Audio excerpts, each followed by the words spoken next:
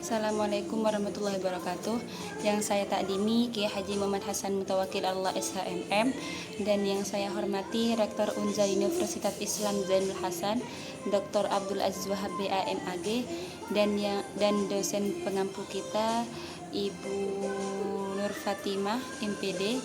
Perkenalkan, nama saya Ella Isabella Nuro, saya dari kelas Madin 1C.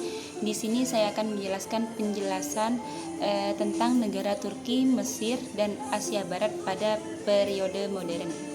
Di sini saya membuat peta konsep. Yang pertama yaitu Turki pada periode modern.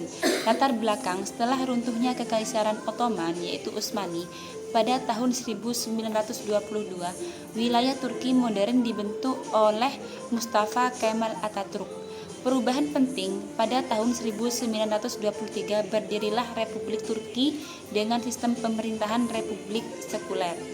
Atatürk melakukan berbagai reformasi besar, yaitu yang pertama menghapus sistem kekhalifahan, yaitu mengubah huruf Arab menjadi huruf Latin, kemudian mendorong pendidikan modern dan kesetaraan gender, memisahkan agama dari pemerintahan yaitu sekularisasi. Kemudian perkembangan kini, pada periode modern kini, Turki menjadi negara industri dan kekuatan regional dalam politik modern.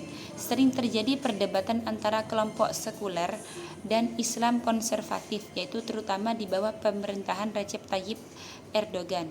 Kemudian di sini yang kedua yaitu Mesir pada periode modern. Latar belakang, pada awal abad ke-19, Mesir berada di bawah kekuasaan Muhammad Ali Pasha yang dianggap sebagai pendiri Mesir modern. Ia melakukan modernisasi militer, pendidikan, dan pertanian. Kolonialisme. Pada tahun 1882, Mesir dijajah oleh Inggris meskipun secara formal masih bagian dari Kekaisaran Ottoman.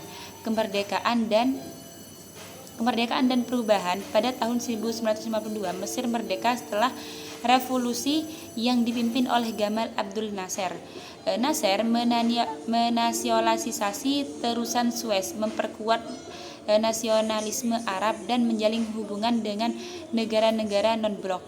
Perkembangan kini di negara Mesir, yaitu Mesir menjadi negara dengan pengaruh kuat di dunia Arab, terutama dalam bidang politik, budaya, dan pendidikan Islam, misalnya lewat Universitas Al-Azhar.